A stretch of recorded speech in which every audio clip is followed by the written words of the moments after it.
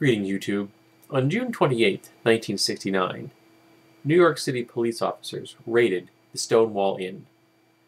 This was a fairly common occurrence in the 60s. Why?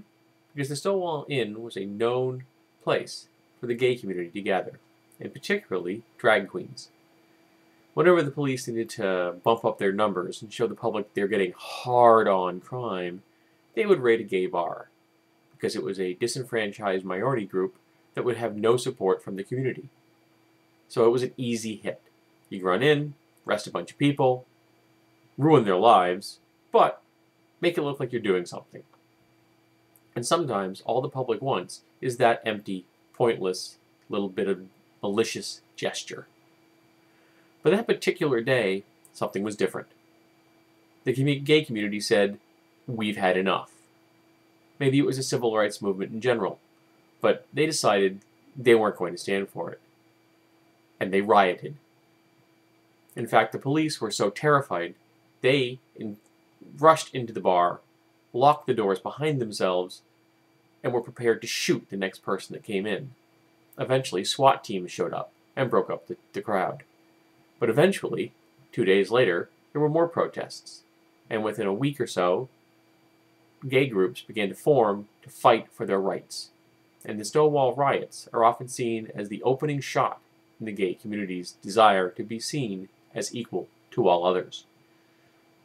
This past Friday, a number of people applied for licenses at the Marriage License Bureau in New York City. They were gay couples. They were, of course, denied. A gay man and a lesbian woman then applied for a license to marry each other, which was granted.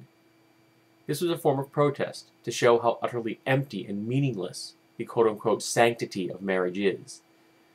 4 protesters then chained themselves together outside the Bureau, blocking people from getting in. This form of peaceful civil disobedience is a wonderful thing, because quiet, unassuming people don't make history. They don't change things in a fundamental way. The people who say, "No, we've had enough," and do it in a reasoned, peaceful manner, do change history. The civil rights movement, of course, in the 60s is the most important version of that in America. But look at what Gandhi's done. He helped to change an entire nation by simply saying, "No more." Interestingly, what got him finally arrested was picking up a piece of salt off the ground. At the time, it was illegal for Indians to get salt from anywhere except from an officially sanctioned British dealer, even though there are salt flats in India where the stuff is literally lying on the ground. Indians using that salt would be arrested. So it was a simple, non-violent gesture of Gandhi just reaching down, picking up a piece of salt and saying, "No more." And that started it all.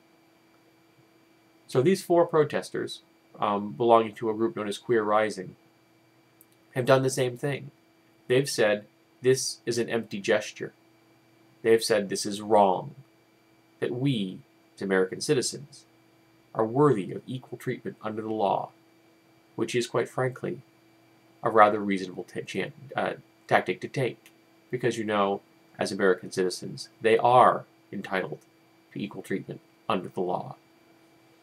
And at the moment, such treatment is allowed. It shouldn't be, of course.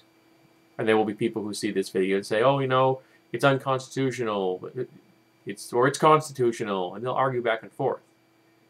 But when you treat a group of people in your nation differently than the other groups of people in your nation, they're law-abiding, consenting adults, just wanting to join together in a union of love, that's prejudicial. That's bigoted. Particularly because most people I have heard who have contested same-sex relationships, it again breaks down into one of 2 arguments. It makes them uncomfortable, it makes them feel oogie inside, or their religious tenets tell them so. And as I've said in the past, you have no constitutional right to not be offended. And we have freedom of religion here. Your religious tenets do not get to be imposed upon others who are not of your faith, particularly by secular law. So I applaud these protesters. I hope that they do it again. I hope that they finally make people realize that all Americans, everywhere, deserve to be treated equally.